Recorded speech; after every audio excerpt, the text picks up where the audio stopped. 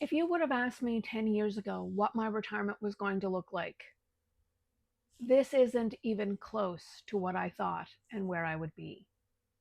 I had a plan. I went back to university. I got not one, but two university degrees. I landed a good government job. And I finally got the security I thought I was going to need to move into retirement. And then 2023 happened.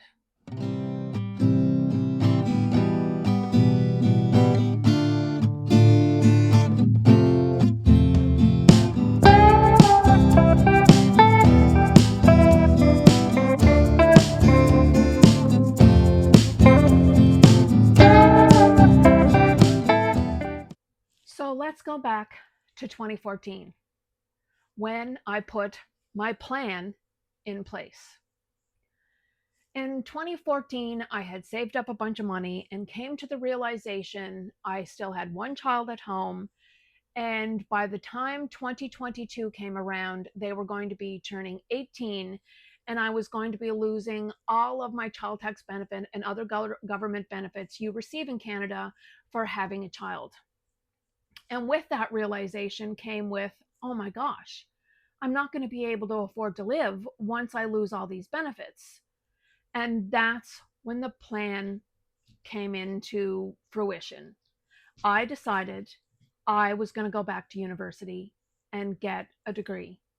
It took me from 2014 to 2017 to save enough money to start my plan of going back to university. In Canada, even if you want to access the bursary and grants portion of a student loan, you have to have good enough credit to actually be able to apply for a student loan, even if you don't take the student loan money. So from 2014 to 2017, that's what I started to do is I started to pay down my debt, improve my credit, and make sure I was going to be in a place to be able to qualify for a Prince Edward Island and federal government Canadian student loan. I ended up being able to catapult this plan forward a lot quicker than I thought because in 2016, my stepdad and mom decided to give my sister and I some living inheritance. So that made me completely debt free, be able to clear my credit and apply for the provincial and federal student loans. So in the summer of 2017, that's what I did. And I went back to University of Prince Edward Island as a mature like where you don't declare undeclared student. And in the fall of 2017, I started to go back and get my Bachelor of Business Administration.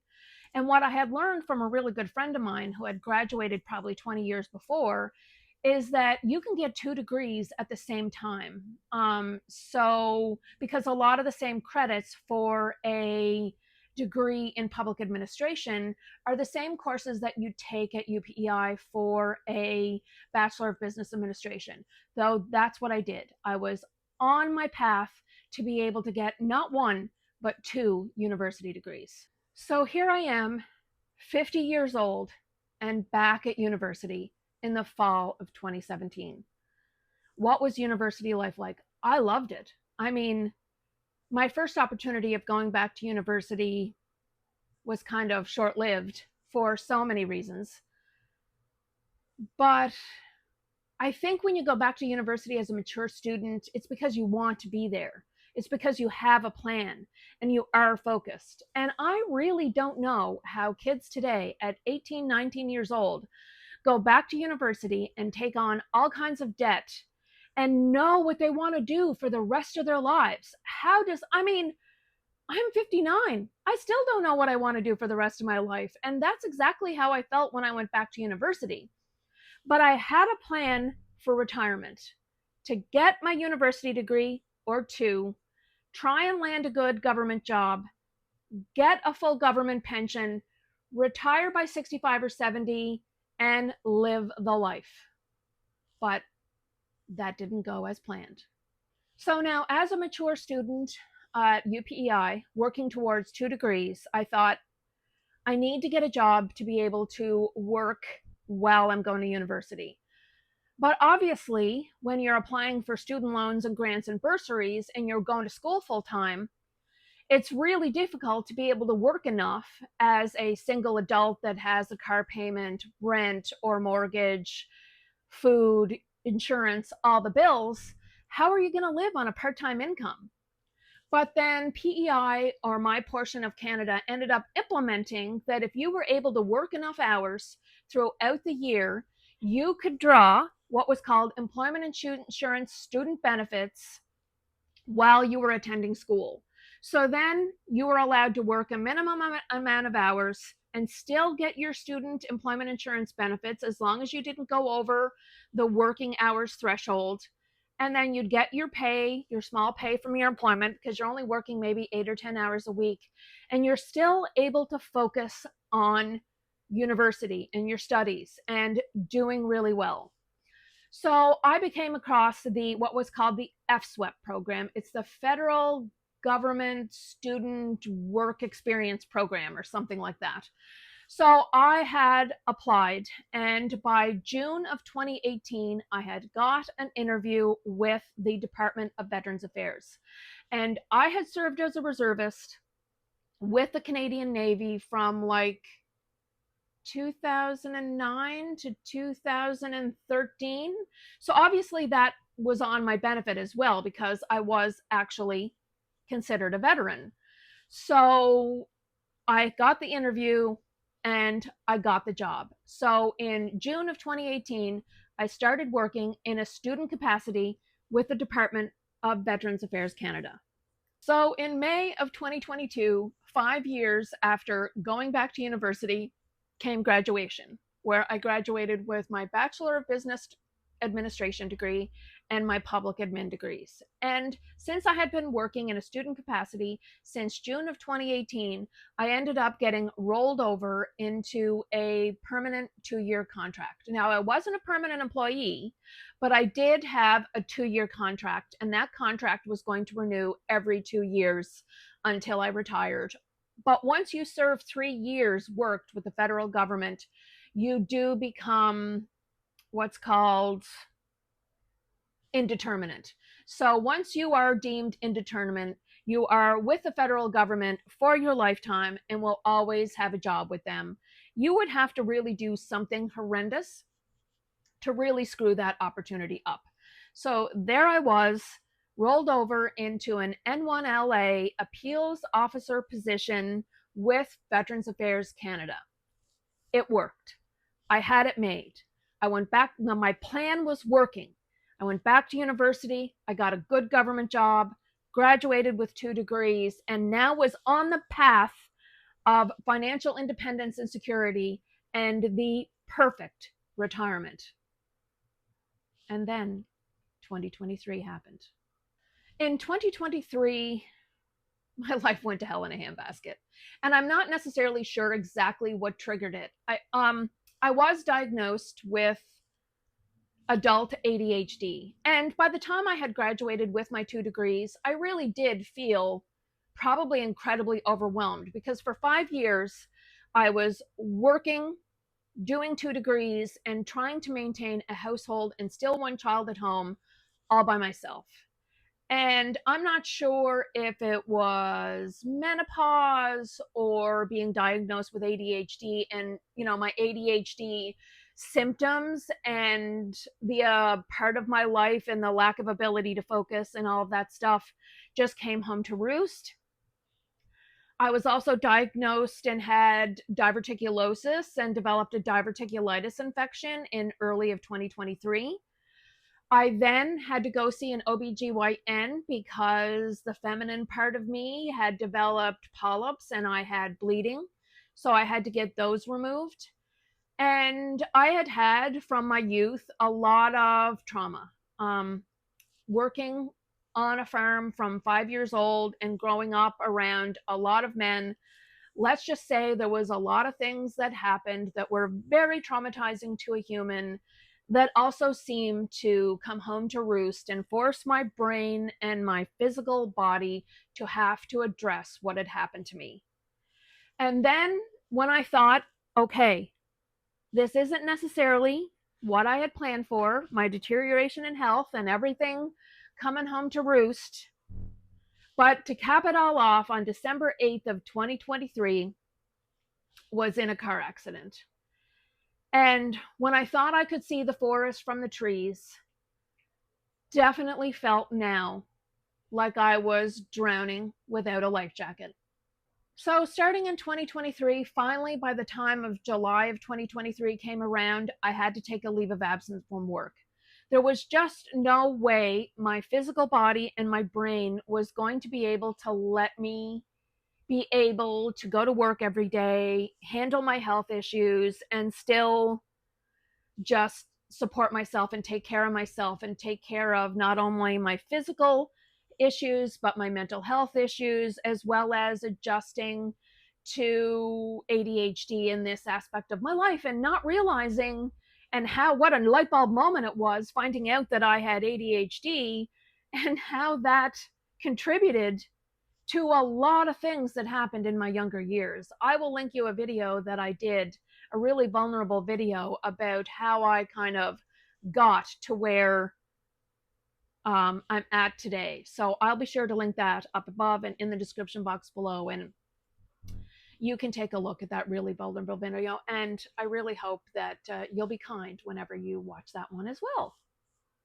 So then come, I think, September of 2023, once I was off work for 3 months. When I first went off work, I applied for employment insurance benefits. And then once I was off work for 3 months, I was eligible to apply for my long-term disability through Sun Life insurance that I got through my employer. So I did that and was granted short-term disability, which basically lasts up to 2 years. And then you either go on long-term disability or you ease back to work. Well, in my situation, with going to numerous doctors, getting numerous diagnoses, addressing my health issues, my ADHD, and my mental health issues, it was determined that I was deemed disabled and now was going to be going on long-term disability. And at first I thought, okay, this wouldn't be so bad. I'm still getting my medical and health benefits through my employer and still have the option to do so for the rest of my life. I am able to go through medical retirement, but because I didn't have a full-time career in government, I don't have a full-time government pension. I have a very nominal pension, and that will come off any long-term disability benefits that I happen to get. So I thought, okay, well, I have enough to sustain myself. I have about 2,500 US dollars per month. I'm grandfathered into an inexpensive apartment. I can do this. But then when I was given this information, the reality of my situation, is slightly terrifying. I had realized that once I turned 65 in Canada, your disability no longer exists. It disappears. It's like it never happened. And then after you're off work for a decade, you're supposed to try and go back to work and get a job that isn't going to discriminate against ageism, that isn't going to discriminate against you not working or having a work history for the past decade. And you're now 65 and have been living with a disability your whole life, but now have all of these other things that are leading that you found out contributed to your disability. And you're like, oh, fuck, I've got 6 years to try and have some kind of retirement, or I'm going back to work. So now, what am I going to do? So here I am looking at my new financial reality, looking at living on a significantly lesser fixed income, learning about frugal living, making my dollar go longer, about finding ways to reduce my monthly expenses, getting groceries and everything being more cost effective. Like, the lesson to be learned here is that even the best laid retirement plans can go awry. And it doesn't matter if you are close to retirement and 59 or whether you're 29. These kinds of situations can happen to anyone. So my retirement now isn't about what should I have done. but reframing it to thinking, what am I going to do now? So here are some lessons that surprised me. The old adage of work, invest, retire, save, or work, save, invest, retire, that plan doesn't always work as you think it's going to. A retirement plan that you have in place isn't always a guarantee. Your ability to earn an income in itself is a huge financial asset. And even the best laid retirement plans can go awry, no matter what age you are, young or old. But the important lesson to learn here is just because your financial plan and your retirement vision went wrong does not mean that your life is over. What does my retirement look like now? Well, it's about learning about money and seeing whether or not, even on the fixed income that I have, with the ability to have an RDSP or a tax free savings account, whether or not it is still in my future to be able to save any amount of money towards my retirement in the next 6 years. Also, it's really important to find ways to reduce my monthly expenses, renegotiate insurances or maybe cell phone bills and internet contracts each year when your year anniversary comes around.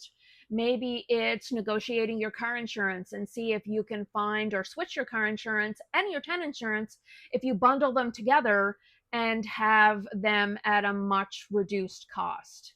Learning a more frugal way of living and making your money go farther. Being a lot more conscious of your purchases. It's really important to probably not get sucked into, especially with the ADH brain and the instant gratification of buying something right away without thinking of it. Maybe now you need to reframe your thinking and give yourself 24 hours once you put your something in the Amazon cart and think about whether or not you really need this. It's also really important to figure out what matters to you. Find out the things that bring you joy and find inexpensive ways around your community and where you live. Spend a lot more time with friends and family and nurture relationships that really matter to you. It's also really important to build your future around your current circumstances and try and accept the fact that the circumstances that you had planned out for your retirement have now altered and are a different plan. And you may need to mourn that previous self and that previous plan. Just make sure you give yourself grace and you do what you need to do that is going to best catapult you and move you forward into the current retirement plan that you're faced with. And another important thing is, for me, I am sharing my experience publicly. I'm not sure what my learning capacity or earning capacity is going to be for the rest of my life. But I thought if my story could help anyone and also to let people out there know that they're not alone is extremely important. So if I can adapt and evolve and accept my circumstances and move forward with a new plan that I document here on YouTube, build a wonderful community, this will be helpful. It's really important that if you need to, seek help with any things that you may be struggling with mentally, financially, emotionally. Don't be afraid to lean on those that you count on and that are important staples and there for you in your life. But also, if you need to reach out to a counselor, therapy, or anything like that, please, please, please do what's necessary to help keep your sense of self worth, your sense of being, your sense of loving yourself, and moving forward with what's going to be your new normal. I am coming to you as not someone that has saved $2 million and ended up implementing and making their retirement plan that they had from 2014 work. I am coming to you as someone where their retirement plan didn't work, where a health crisis and late in life ADHD diagnosis and car accident derailed my plan. And it is really important that even though I'm not an expert, I feel like my lived experience is value in my life, is value in setting examples for my kids and my grandkids not to give up and to adapt and change. And also for my YouTube community to be able to relate to confide in, to build a community, and maybe even at some point help me make an extra buck or two. But that's not the focus. The focus is sharing my story. So if you like any of my content, if you are engaged and can relate to anything at all, please be sure to like, comment, share, and subscribe, because this kind of engagement is what YouTube is looking for. So I'd really love the help. So, as my viewers, I would like to ask you one big question. Did your retirement go to plan? Was there something in your life that derailed your plan? Divorce, health issues, fire, loss of property or wealth you were going to help contribute towards your retirement, stock market crash that maybe had you lose a significant amount of your investments, getting fired early that now you're not going to have the time worked or time served to be able to have the retirement dollars and the retirement pension you thought you were going to have, sorry. Please share your experience with me. Let me know that I am not alone and that you too may have had your retirement plan derailed, even if it was something you have had planned out your whole life or planned like I have since 2014. I would really love to hear from you. Write in the comments down below. Share your story. I'd love to hear about it. I'd like to say that I'm not going to pretend that everything is perfect. And that in 2014, when I made the plan of clearing my credit, getting and applying for student aid, going back to university in 2017, getting not one, but 2 degrees, if I could look back and tell that person that in 2023, you are going to be completely derailed, is there anything that I would have done differently? And it's absolutely not. What I'm doing now, though, is accepting my situation for what it is moving forward and doing whatever it takes to ensure that I have a happy and affordable retirement. And that's going to include learning about money, frugal tips and frugal living, saving money on groceries, meal prep, reducing monthly expenses, all of the things. I'm going to be doing a video where I'm going to be sharing 30 money saving tips for the ADH brain. And some of these tips are going to be mind blowing. So be sure to subscribe so that you can stay tuned for that upcoming video.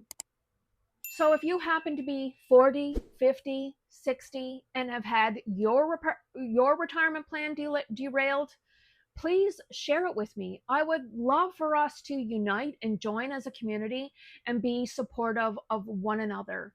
Life out there is really hard and really challenging. And maybe we as a community can put our heads together and share each other's tips, each other's journey, and find out what may work for you in moving forward with your new retirement plan. And learn some things that may excite you now about your retirement journey. And even though I had a retirement plan gone wrong, that does not mean that I can't have a new retirement plan. So that's what I'm working on. And if this is something you're working on too, come along with me. Hit that subscribe button and let's work together to try and find ways to bring joy, financial stability, and I guess acceptance and support of each other in this new retirement journey. So thank you everyone for tuning in, and I'll see you again soon. Bye-bye.